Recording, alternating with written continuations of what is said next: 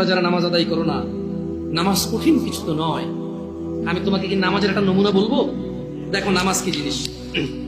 আল্লাহু আকবার বললে, তুমি সানা পড়লে, আউযু বিল্লাহ পড়লে, বিসমিল্লাহ পড়লে, আলহামদুলিল্লাহ রাব্বিল আলামিন মানে সূরা ফাতিহা পড়লে, সঙ্গে যে কোনো একটা সূরা হইলেই হলো, সঙ্গে যে কোনো সূরার বড় একটা আয়াত হইলে হইলো, অথবা ছোট ছোট 3টা আয়াত হলে চলবে। আমি কি তোমাকে ছোট 3টা আয়াত পড়ে শোনাবো?